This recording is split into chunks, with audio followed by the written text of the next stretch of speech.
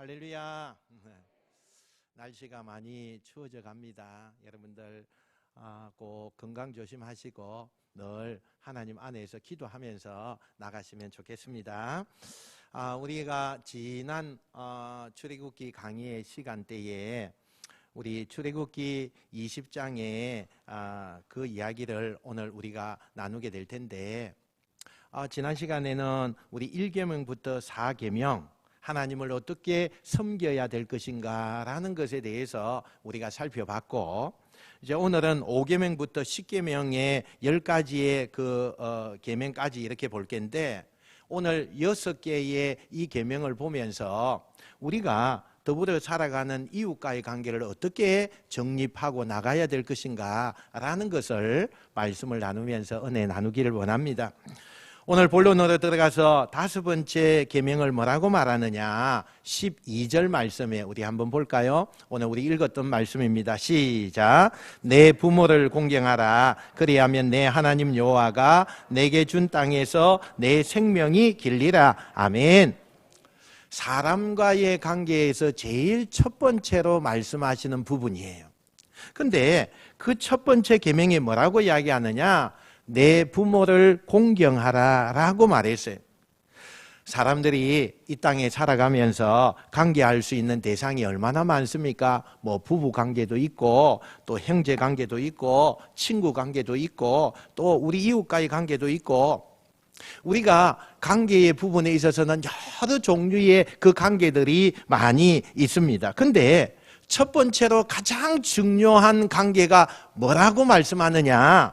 그게 오늘 여기에 보니까 부모와 자식과의 관계다 이렇게 이야기합니다. 특히 부모를 모시고 있는 자녀들이 그 부모에게 어떻게 대해야 할 것인가, 그것을 말씀하는데 문자적으로 말하면 아주 강렬합니다. 내 부모를 공경하라 이렇게 명령어로 말씀하고 있어요. 수많은 세상의 인간관계 중에 제일 중요한 관계가 부모와 자식 간의 관계다. 왜 그렇게 말씀을 하셨을까? 이건 가장 하나님이 보시는 우리 사회의 기본 관계이기 때문에 그렇다는 겁니다.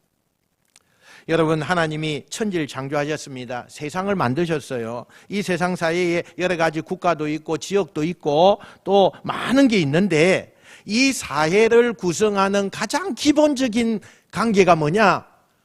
부모와 자식 간의 관계라는 거예요. 굉장히 중요한, 부모와의 자식이라고 할 때 이것은 가정의 관계인데, 이 가정의 관계가 엄청나게 중요하다라는 것을 말씀하고 있습니다. 여러분 보세요. 가정이 건강해야 국가가 건강합니다. 가정이 건강해야 사회가 건강해요. 이 가정의 기본적인 단위가 깨지면 국가적으로나 사회적으로나 위기가 오게 되는 겁니다. 또 다른 의미는 뭐냐면, 하나님은 우리를 꼭 자녀로 생각한다는 점이에요. 그래서 우리가 하나님을 아버지로 생각하기를 원하시고 있는 그 하나님의 마음을 우리가 읽어야 됩니다.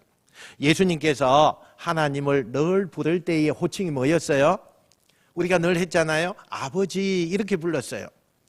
예수님께서는 이 땅에 오셔서 하나님에 대한 호칭을 아버지라고 말씀을 많이 하시고 불렀어요. 그러니까 5계명을 통해서 하나님이 우리에게 당부하시는 것이 뭐냐? 내가 진정 하나님 아버지를 잘 섬기고 싶다면 눈에 보이는 육신의 그 부모를 잘 섬겨야 된다. 이걸 우리에게 지금 말씀하고 있는 것입니다. 그게 진짜 믿음이라는 거예요. 어떤 분들은 하나님 앞에 나가서 하나님의 이름을 잘 부르고 하나님을 아버지라고 부르는데 뭐 더 이상 뭘 원하시냐고 이렇게 해요. 나한테 와서 아버지라고 부르기 전에 하나님은 너의 육신의 그 부모에게 잘해야 된다. 그래야 나한테 와서도 너의 부모에게 잘하는 그것이 나에게도 잘할 수 있다. 이렇게 말씀을 하고 있는 것입니다. 그러니까 부모를 대하듯이 하나님을 대해야 한다는 것입니다. 여러분, 때때로 우리가 내가 똑똑하고 능력이 있잖아요. 참 내가 잘났죠? 여러분, 내가 너무 잘났잖아요.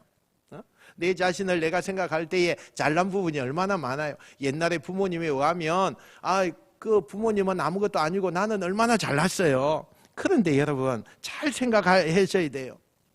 내가 이 세상에 대단히 잘난 사람이라 할지라도 그 사람은 반드시 부모에게서 태어났습니다. 부모가 없으면 나는 없는 거예요. 그죠? 부모가 없으면 내가 없어요. 아무것도 못하는 우리를 젖먹이고 또 기저귀 갈아채우고 돌아봐서 우리가 존재하는 거예요. 내가 이만큼 성공하고 노력해서 무엇을 얻었다고 해서 부모의 은혜 없이 부모의 돌봄 없이 내가 그냥 내 혼자 존재한다. 아니에요, 여러분. 다 부모가 키웠어요. 우리 어릴 때부터 부모가 다 하나부터 열까지 다 챙겨서 키웠어요. 엄밀히 말하면 부모의 존재가 있기 때문에 지금 내가 있는 거니까 이 질서를 절대로 깨면 안 된다는 거예요.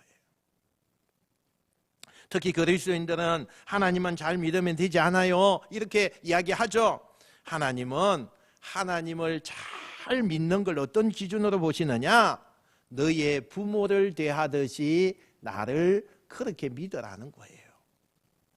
부모를 얼마나 진심으로 섬기고 공경하느냐? 그 마음을 보시고 그 행위를 보시고 나한테 나와서 내 이름을 부를 때 그걸 인정해 주시겠다는 거예요.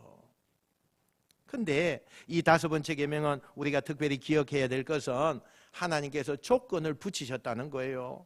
5번째 계명에 조건이 있어요. 그 조건이 뭐냐? 내가 그리하면 내 하나님 여호와가 내게 준 땅에서 내 생명이 어떻게 한다고요? 길리라.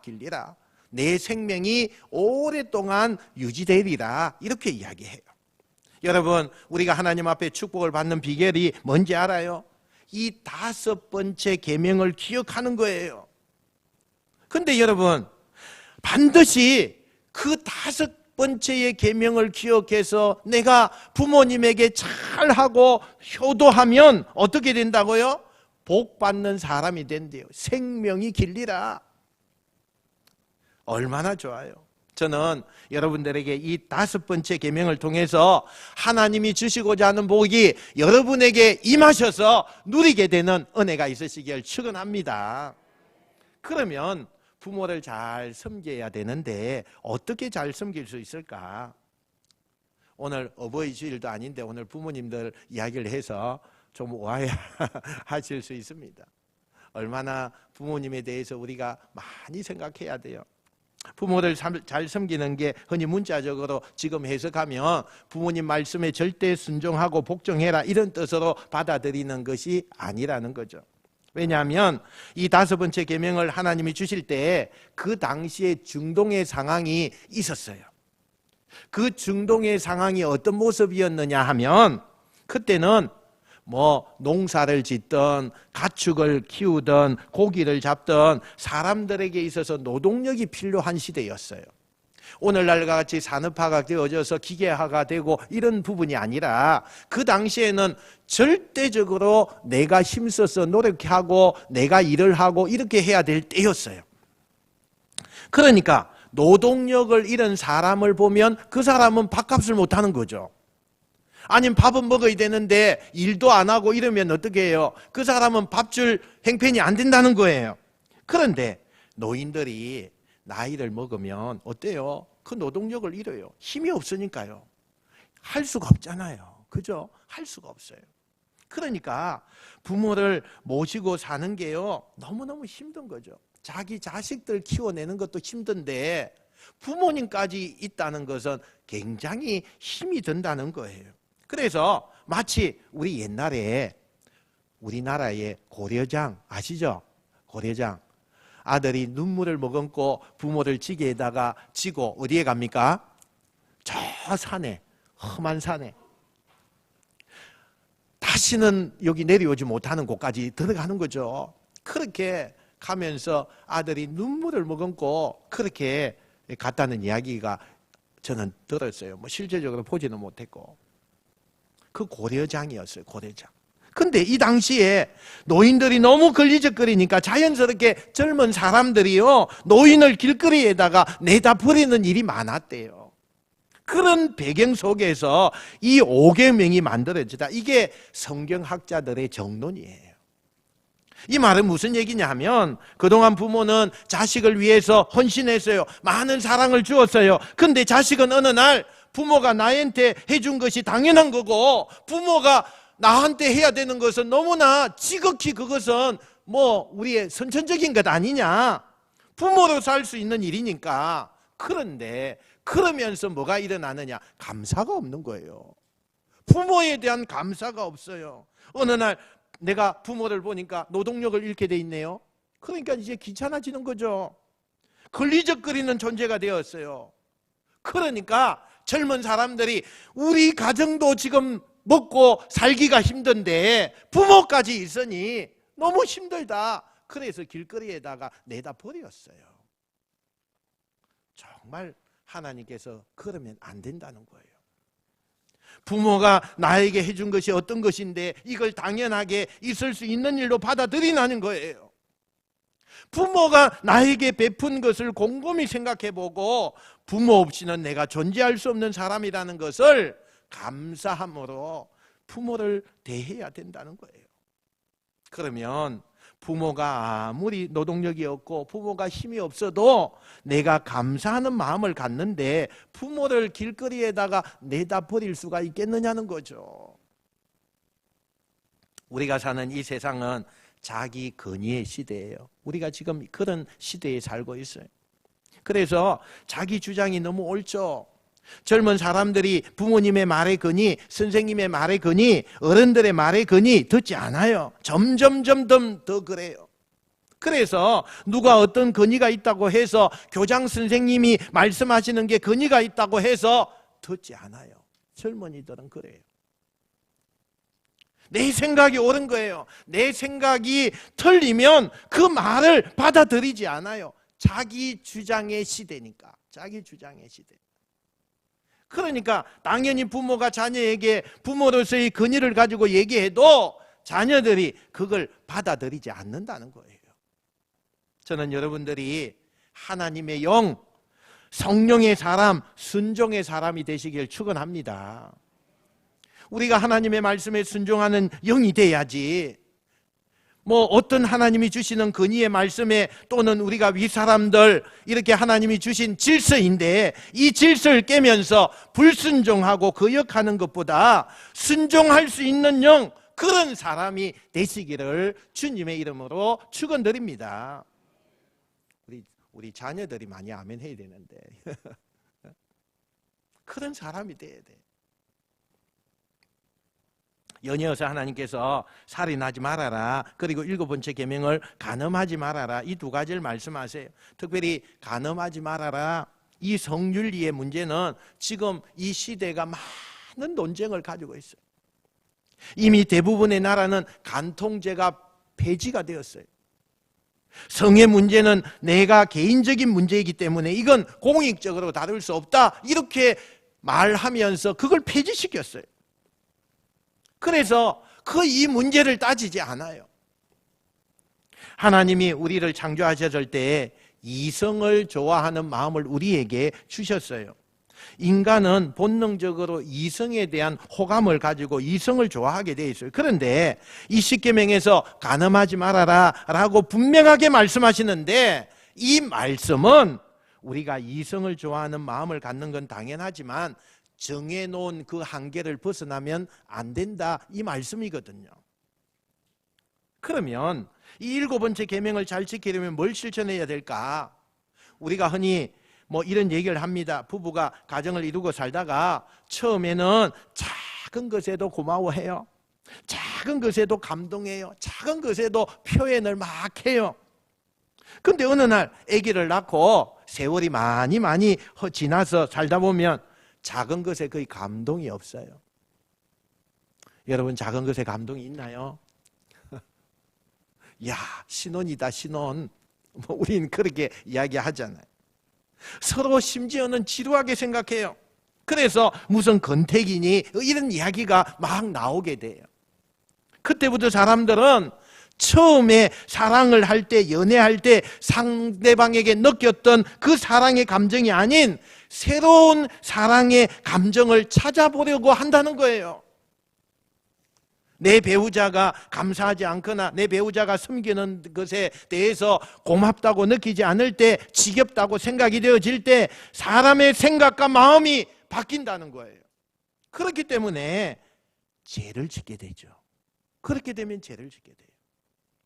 그러니까 지금 5번째 계명에서 내 부모를 공경하라는 것하고 6번째 살인하지 말라, 7번째 간음하지 말라고 하는 이 계명은 하나님께서 이스라엘 백성들에게 동일하게 실천할 수 있는 그것을 강조하면서 너희가 이것을 반드시 지켜야 된다 말씀하고 강조하는 거예요.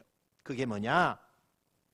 우리가 언젠가부터 부모의 은혜가, 이웃의 사랑이, 배우자의 섬김이 너무나 당연하다고 생각이 되고 너 더 이상 고맙지 않을 때 5번째 계명, 6번째 계명, 7번째 계명을 어기게 된다는 거예요. 여러분 보세요.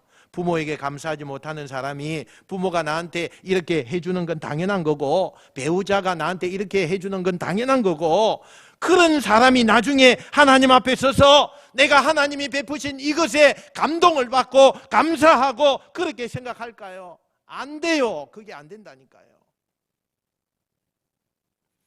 5번째, 6번째, 7번째 계명이 결국에는 나중에는 하나님 앞에서도 내가 받은 은혜, 내가 받은 용서, 내가 받은 은총을 감사하지 않고 당연하게 여기고 하나님의 은혜가 아닌 내 능력이라고 생각하는 그 신앙인으로 바뀌어질 수 있다는 거예요.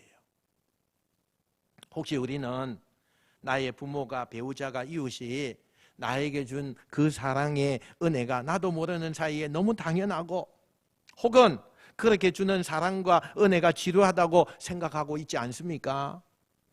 여러분 자신을 한번 돌아보셔요. 당연한 거 아니에요, 여러분. 절대로 당연한 거 아니에요.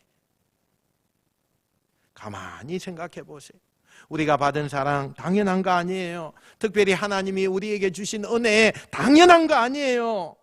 그렇게 생각하면 안 돼요. 하나님이 나를 긍휼히 여기시기 때문에, 그래서 나 같은 사람 사랑받는 거, 나 같은 사람 용서받는 거, 나 같은 사람 인정받는 거 생각하면 생각할수록 눈물이 나오고 감동이 나타나고 감사의 마음이 나타나는 그것이 인간의 도리고 신앙의 기본이라는 거예요. 그런데 사람이 언젠가부터 감사가 사라져요. 감사하지 않아요. 왜 나한테 이거밖에 안 줍니까? 하나님, 저 사람은 저렇게 축복을 주면서 왜 나한테는 이렇게 안 해주는 겁니까? 불평하죠. 불평이 나와요. 그리고 하나님을 막 원망해요. 물론 우리가 살다 보면 아쉬울 때 있어요. 그럴수록 인간에게 가장 중요한 기본은 내가 남들보다 부족해도, 내가 원하는 만큼 채워지지 않아도 감사하는 마음을 가질 때 그게 계명을 지키는 하나님의 사람인 줄 믿으시길 축원합니다. 계속해서 하나님이 지금 이스라엘 백성들에게 5번째, 6번째, 7번째 계명과 동시에 8번째, 9번째, 10번째 계명을 계속 주시는 거예요. 그런데 지금 이스라엘 백성들이 이 10계명을 우리가 처음에 어디서 받고 있다고 했죠? 저 시내산 밑에서. 그리고 하나님이 딱 정해놓은 그 경계선이 있는데 그 경계선 안으로 들어가면 안 돼요. 시내산이 앞에 있고 그 경계선, 하나님이 정해주시는 경계선이 있고 그 앞에는 모세가 서고 그 다음에는 어떻게 해요? 뒤에 이스라엘 백성들이 쫙 뒤쪽으로 서 있어요.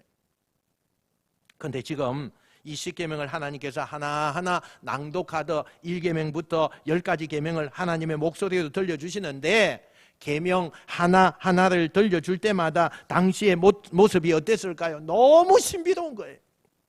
연기 같은 것들이 저 시내산에서 막 올라와요. 안개 같은 것들이 온 산에 그 산들을 휘감고 있어요.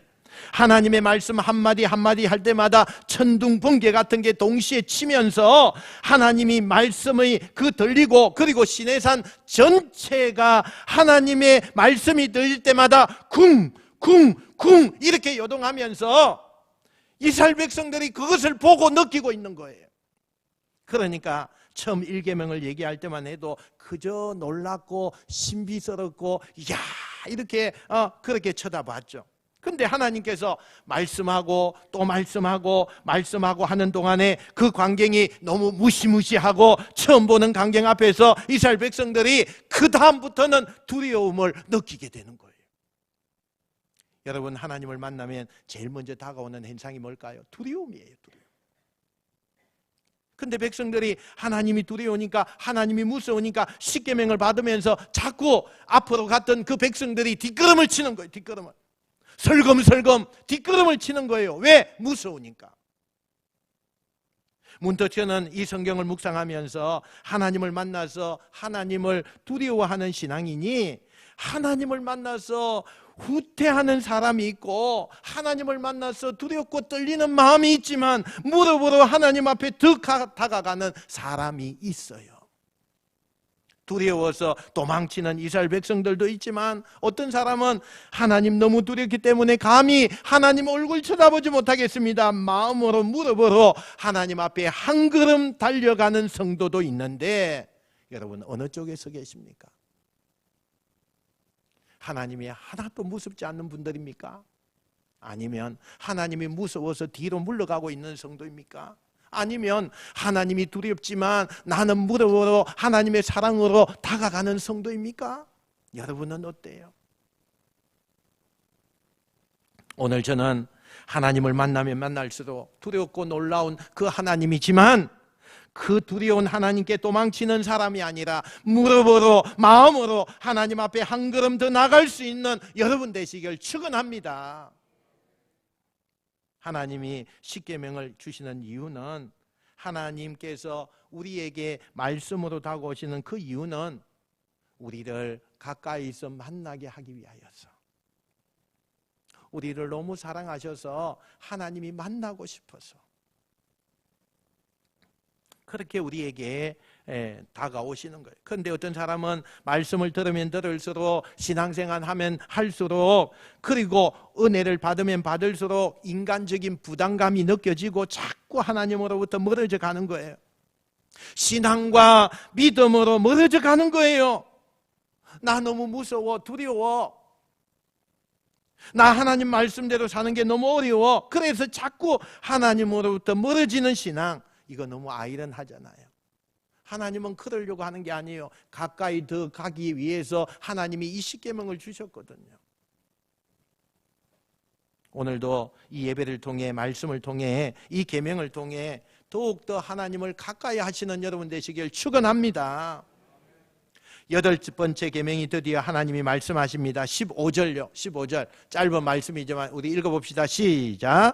도둑질하지 말라. 아멘. 문자적으로 해석하면 남의 재물 재산을 빼앗지 말라, 이런 뜻이거든요. 그런데 학자들이 이 8번째 계명을 단순히 재산에다가 국한되지 않았더라고요.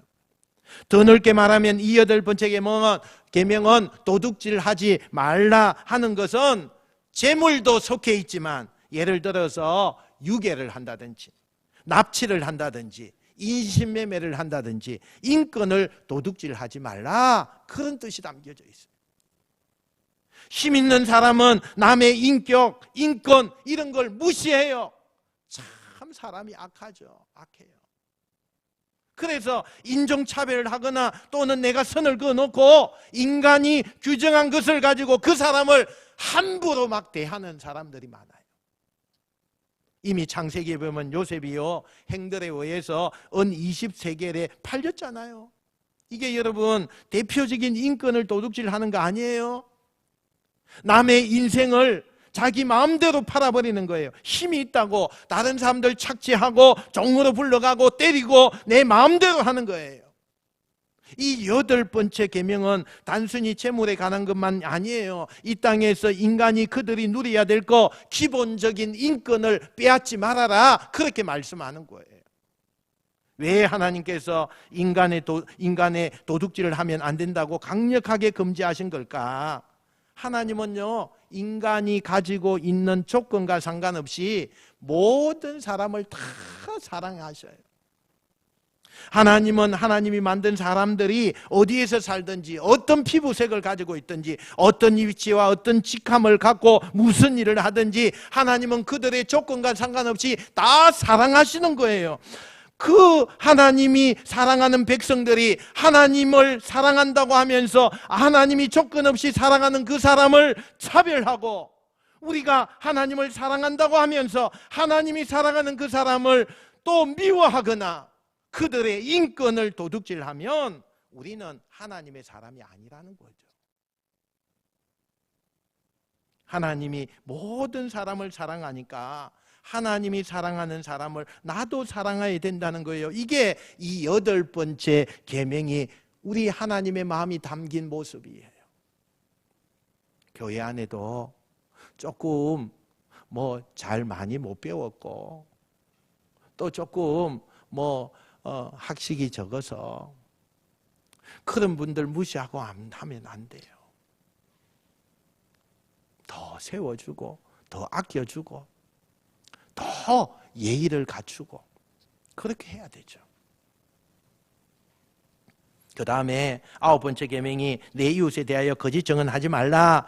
그리고 10번째 계명이 17절요. 우리 읽어봅시다. 17절 시작. 내 이웃의 집을 탐내지 말라. 내 이웃의 아내나 그의 남종이나 그의 여종이나 그의 소나 그의 낙이나 물은 내 이웃의 소유를 탐내지 말라. 아멘. 10번째 계명까지 내려오면서 10번째 계명이 뭐라고요? 남의 재산을 함부로 탐내지 말아라. 그런데 앞에 있는 9가지 계명과 다른 게 10번째 계명이죠. 뭐가 달라요? 겉으로 행위는 드러나는 게 아니라 속마음을 향해서 직접 하나님이 명령하고 계신다는 거예요. 우리 속을 지금 명령해요. 이스라엘 백성들이 쭉 10계명을 듣다가 마지막 10번째 계명을 들으면서 제가 볼 때는 와 이렇게 막 아마 소리를 질렀을 거예요. 왜 그렇게 단식의 소리가 나왔을까요? 아직 나는 행동하지 않았어요. 내 생각만 가지고 있는 거예요. 그런데 하나님이 뭐라고 이야기하느냐? 그 죄다. 그 죄라는 거예요. 나 지금 행동하지 않았어요. 내가 생각만 하고 내 마음에 품고만 있어요. 그런데 하나님 뭐라고 이야기한다고요? 그것도 죄라니까요. 여러분, 우리가 상상하고 생각하고 마음속에 가지고 있는데 그게 내가 행동으로 옮기지 않고 실천하지 않았는데 그건 죄가 아닌 것 아닙니까? 우리가 대부분 그렇게 생각해요. 현대사회에 가지고 있는 규율도 마찬가지잖아요. 법의 규정도 행동으로 옮겼을 때 그걸 죄라고 해요. 근데 성경은 우리가 마음속에 가지고 있는 그런 생각들, 그런 의식들, 어떤 것에 대해서 분명히 이런 것을 지적하고 계시는 거예요. 여러분, 우리가 정말 잘 살아야 되겠죠. 내가 생각하는 것도 잘 생각해야 돼요. 여러분, 하루 동안에 얼마나 많은 욕구와 욕망과 우리 안에 품고 있는 다양한 생각들이 얼마나 많습니까? 그리고 그 생각들이 몰려올 때마다 수없이 갈등하고 있잖아요. 그런데 이 10번째 계명은 뭘 말하는 거냐? 2가지 중요한 말을 해요. 첫 번째는 하나님이 어떤 분이냐는 거예요. 하나님은 우리의 마음까지도 감찰하실 수 있는 분이다. 그걸 말씀하고 있어요. 우리는 내 생각, 내 마음에 품는 거 내 혼자 알아요. 내 혼자. 다른 사람 알 수가 없잖아요. 그런데 아무도 모른다고 생각하는 그곳에 누가 안다고요? 하나님이 아셔요. 하나님이 아시는 거예요. 그런데 하나님은 우리의 생각과 마음을 품는 것을 다 아실 수 있다는 그 말씀을 하시면서 이 계명을 너희가 하나님을 믿지 못하면 용납할 수 없을 거라는 거죠. 이 10번째 계명 앞에 순종할 수가 없어요. 하나님은 우리의 마음까지 감찰하시는 분이에요. 그만큼 능력의 하나님이시고 불가능이 없는 하나님이세요. 그 하나님을 우리는 인정해야 되는 것입니다. 2번째는 하나님께서 이 10번째 계명을 주시면서 우리의 마음의 문제를 다루고 있어요. 사람이 죄를 행동으로 나타날 때 그걸 죄 짓는 거라고 한다면 그 죄를 짓는 행동을 끊으려고 한다면 어떻게 해야 될까요? 마음에서부터 끊어야 돼요. 내 생각을 끊어내야 돼요. 여러분, 생각을 많이 하면 그 다음에 어떻게 될까요? 행동으로 옮겨지죠. 옮겨져요. 그걸 계속 생각하고 있으면 생각이요 행동으로 바뀌어져요. 여러분, 한번 생각해 보세요. 지금 행동하고 있는 내 탐심이 있습니까? 아니, 생각하고 있는 탐심이 있습니까? 언젠가 그것이 행동으로 나타나요. 그리고 남의 것도 빼앗고요. 그런 일들이 막 일어나요.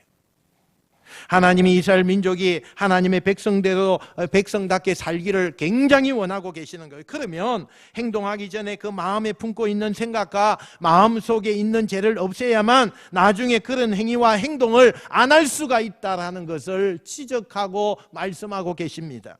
여러분, 생각이 행동을 낳는 거예요. 처음에는 별거 아닌데 그 생각이 점점 커져요. 우리의 마음속에 굉장히 그게 커지고 그것이 매일 자기를 떠나지 않으면 그 생각 때문에 행동이 이어져요. 그리고 남의 것을 빼앗고 그 생각 때문에 행동의 죄를 짓게 된다는 거. 이게 하나님의 말씀이에요. 8번째 계명에서 인권을 도둑질하지 말아라. 9번째 계명에서 거짓 증언하지 말아라. 10번째 계명에서 탐욕을 금지하셨어요. 그러면 무슨 의미가 이 계명 속에 담겨져 있느냐? 따라합시다. 한번 따라해 봅시다. 욕심내지 말아라. 소유에 집착하지 말아라. 이걸 하나님이 말씀하시는 거예요. 하나님이 우리를 언제 돌보시는 줄 아세요, 여러분? 내가 욕심을, 내가 내 소유를 내려놓을 때 그때부터 하나님이 행동하십니다. 그때부터 우리를 돌보시는 거예요.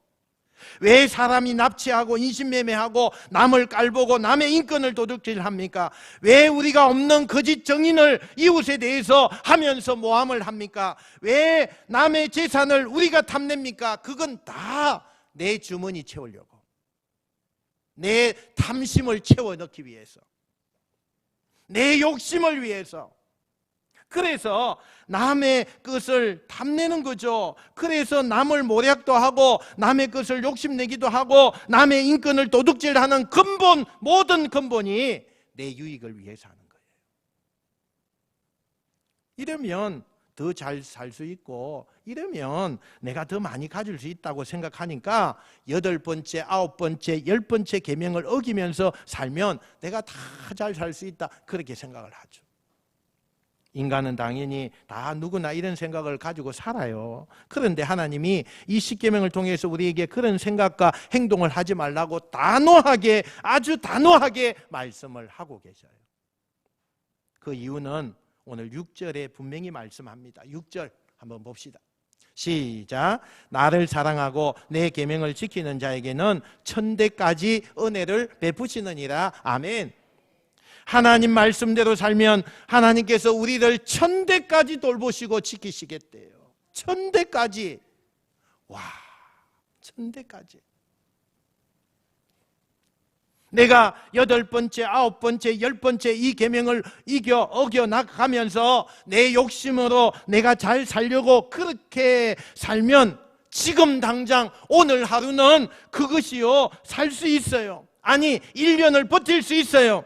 내 인생에 얼마 동안은 그렇게 살 수가 있는지 몰라요. 그러나 여러분, 영원까지 나의 자손과 또 자손 천대까지 그것이 유지가 되느냐? 아니에요, 여러분. 안 돼요. 남의 것을 빼앗고 도둑질하고 탐낸 사람들이 그것 가지고 어떻게 자식들을 행복하게 하며 후손들을 일으킬 수 있겠어요? 당장 내가 먹고 사는 거, 내가 먹고 쓰고 싶은 거, 내가 하고 싶은 거 할 수 있는지 몰라도 그 사람의 복이 이어질 수 없다는 거 알잖아요. 그런데 그렇게 안 하고 다 내려놓고 내가 욕심내지 않고 하나님의 말씀대로 순종하면 그때 하나님께서 우리를 먹이시고 입히신다는 사실을 믿으시기 바랍니다. 이 10계명은 우리를 억압하기 위해서, 우리를 불편하기 위해서 만든 거 아닙니다. 어떤 분들은 야, 목사님, 이 구약의 이 율법을, 그것도 이스라엘 백성들에게 준 이 율법을 우리가 왜 현대사회에 어울리지 않고 현대 조화를 이루지 못하는 이 율법을, 이런 걸 우리가 듣고 있어야 됩니까? 이렇게 반문하시는 분도 계세요. 그 십계명 다 지키면 우리 사회생활 못합니다. 십계명 다 지키면 우리가 그거 살면, 그러면 우리는 가난해지고 못 삽니다. 기독교인들은 이 세상에서 그 사람들에게 왕따 당합니다. 이렇게 얘기하는 사람들도 있어요.